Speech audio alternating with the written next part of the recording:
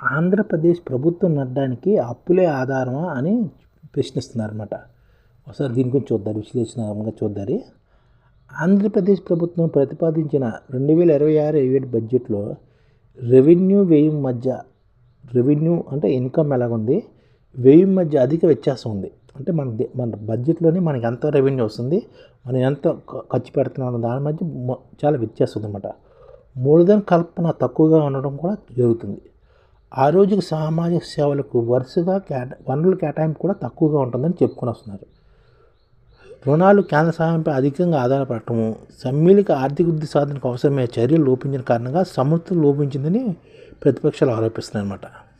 రాష్ట్రం సొంత రెవెన్యూ రాబడుల్లో వృద్ధి సాధించినంతగా లేకపోయిందని, అంటే మన ఆంధ్రప్రదేశ్ సొంత రెవెన్యూ రాబడుల్లో వృద్ధి ఆశించినంతగా లేదట.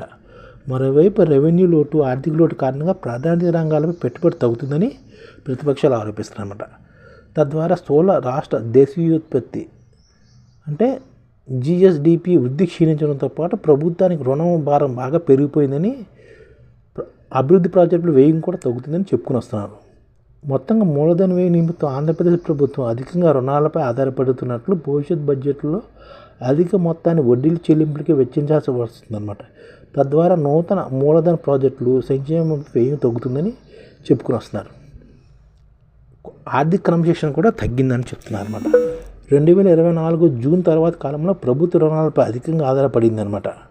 రెవెన్యూ సమీకరణలో నిర్మాణాత్మకంగా బలహీనతలు, వ్యయ యాజమాన్యం విఫలమవడానికి కూడా ఇది సూచిస్తుందని చెప్తున్నారు. పన్నేతర రాబడిలో తగ్గుదల, మూలధన వ్యయం తగ్గిందని, కమిటెడ్ వ్యయం అంటే వేతనాలు, పెన్షన్, వడ్డీ చెల్లింపుల్లో పెరుగుదలకు ఇటీవల comptroller and auditor general CAG నివేదిక స్పష్టంగా చెప్తారన్నమాట. అంటే మూలధన వ్యయం తగ్గుతుందని, వేతనాలు, పెన్షన్ చెల్లింపులు ఎక్కువగా జరుగుతున్నాయని చెప్తున్నారన్నమాట. కాగ్ గణాంకాల ప్రకారం 2025-26 ఆర్థిక సంవత్సరంలోనే 2025 నవంబర్ నాటికి రెవెన్యూ లోటు 54,355 కోట్లకు చేరుకుందనమాట. 2026-27 బడ్జెట్లో మొత్తం వ్యయము 3,32,205 కోట్లు ప్రతిపాదించగా, ఈ మొత్తంలో రెవెన్యూ వ్యయమే 77% కాగా మూలధన వ్యయం 16%. మూలధన వ్యయాన్ని 2025-26 బడ్జెట్లోని 40,636 కోట్లుగా అంచనా వేయగా, ప్రస్తుతం 2026-27 బడ్జెట్లో 53,915 కోట్లుగా ప్రతిపాదించారు. మూలధన వ్యయం నిమిత్తం ఆంధ్రప్రదేశ్ ప్రభుత్వం అధికంగా రుణాలపై ఆధారపడుతున్నట్లు, భవిష్యత్తులో బడ్జెట్లో అధిక మొత్తాన్ని వడ్డీ చెల్లింపులకు వెచ్చించాల్సి ఉంటుందని చెప్తున్నారు అన్నమాట. తద్వారా నూతన మూలధన ప్రాజెక్టులు సంక్షేమంపై వ్యయం తగ్గుతుందని చెప్పుకుని వస్తున్నారు. ఈ విధంగా ఇబ్బంది వస్తుంది అన్నమాట.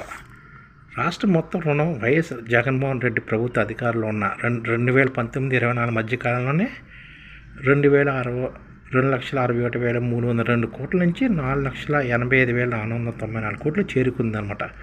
ప్రస్తుతం ప్రభుత్వ అధికారులు వచ్చిన మొదటి 10 నెలల కాలంలోనే మార్చి 2025 మొత్తానికి కాలంలోనే మొత్తంగా 6,62,557 కోట్లు చేరుకుందని ఆర్బీఐ విడుదల చేసిన గణాంకాలు పార్లమెంటు ప్రస్తావనకు రావడం కూడా జరిగింది. 2019-24 మధ్య అధికారంలో ఉన్న జగన్మోహన్ రెడ్డి ప్రభుత్వం సంక్షేమ అభివృద్ధి ప్రాధాన్యతలుగా ప్రతి ఆర్థిక సంవత్సరంలో సగటున 31,000 కోట్లను మూలధన వ్యయాన్ని కేటాయించింది.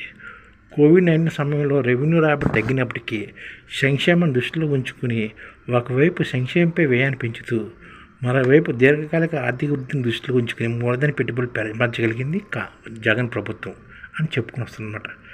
ఆర్థిక క్రమశిక్షణ పాటించడానికి కూడా మనం జగన్ ప్రభుత్వం చేసిందని జగన్ ప్రతిపక్షాలు చెప్తున్నాయి. మానవాభివృద్ధి, రైతు సంక్షేమం, హౌసింగ్, ప్రభుత్వ ప్రత్యక్ష నగదు బదిలీ ద్వారా సంక్షేమ కార్యక్రమం గ్రామీణ పట్టణాభివృద్ధి రంగానికి 2019-24 అధికారంలో ఉన్న ఈ సంవత్సరాల్లోనే జగన్ ప్రభుత్వం ఎక్కువ ప్రాధాన్యం ఇచ్చిందని, ఆ విధంగా జిఎస్డిపి వృద్ధిలో గణనీయంగా పెరుగుదల కూడా ఏర్పడిందండి. అంటే అప్పట్లోనే బటన్ నొక్కడం వల్ల బాగా ప్రజల చేతిలో డబ్బులు ఆడి మన జిఎస్డిపి కూడా బాగా పెరిగిందని చెప్తున్నారు అన్నమాట.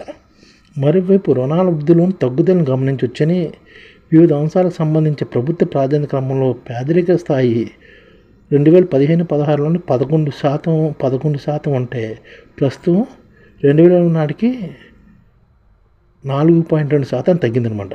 అని చెప్పుకొని వస్తున్నారు. అంటే జగన్ ప్రభుత్వంలోనే రాకముందు 11% ఉంటుందన్నమాట పేదరికం. కానీ 2023 నాటికి 4% తగ్గిందని చెప్పుకొని వస్తున్నారు. 2025-26 ఆర్థిక సంవత్సరం పోల్చినప్పుడు 2026-27లో రెవెన్యూ లోటు, ఆర్థిక లోటు తగ్గుదలను ప్రతిపాదించినప్పటికీ రెవెన్యూ రాబడుల తగ్గుదల కారణంగా తిరిగి బడ్జెట్ లోటు పెరిగే అవకాశం ఉందని ప్రతిపక్షాలు చెప్తారన్నమాట. రుణాలపై కేంద్ర గ్రాంట్లపై అధికంగా ఆధారపడడం వలన స్వయం నిరంతర ఆదాయ వృద్ధి కూడా ప్రశ్నార్థకంగా కనిపిస్తుందని ప్రతిపక్షాలు ఆరోపిస్తున్నాయి. ప్రస్తుత ప్రభుత్వ సంక్షేమం వివిధ ప్రాజెక్టులు ప్రాధాన్యమిస్తూ ఆర్థిక బాధ్యత మరియు బడ్జెట్ నిర్వహణ చట్టం నియమాలను పాటిస్తూ పన్నేతరాలను పెంచుకునే మార్గాలను అన్వేషించాలని సలహాలు ఇస్తుంది. ప్రత్యక్ష నగదు బదిలీ ద్వారా సంక్షేమ పథకాల అమలు లక్ష్యాన్ని సాధించడం, తప్పనిసరి వ్యయాన్ని సంబంధించిన కాలానుగుణంగా సమీక్షించి అధిక వడ్డీతో కూలిన స్వల్పకాల రుణాల తగ్గింపు ద్వారా ఆర్థిక క్రమశిక్షణ సాధన కృషి చేయాలని ప్రతిపక్షాలు ప్రస్తుత ప్రభుత్వానికి హితబోధ చేస్తున్నాయి. ఇది అంటే ఏదైనా సరే ప్రతిపక్షాలు ఈ విధంగా చెప్తున్నాయి అనమాట. ఏంటి, అప్పులపై ఆధారపడుతున్నామని.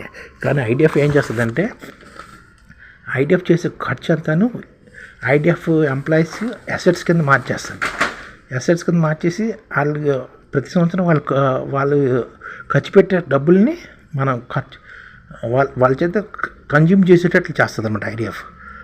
ఐడిఎఫ్ ఓన్లీ అసెట్స్ని నిర్మిస్తుంది 50 లక్షల కోట్ల తోటి తెలుగు రాష్ట్రాల్లోని. అసెట్ నిర్మించడం అదే మన అసెట్టే మన పెట్టుబడి అనమాట. మూలధన వ్యయం కింద ఐడిఎఫ్ చేసే ఖర్చు అంతా మూలధన వ్యయమే. 50 లక్షల కోట్లు మూలధన వ్యయం కింద ఉంటాయి. ఇది బడ్జెట్తో కాదు, సంబంధం కాదు. 50 లక్షల కోట్లతోటి మనం మౌలిక సదుపాయాల రంగాలను ఖర్చు పెడతాం అనమాట.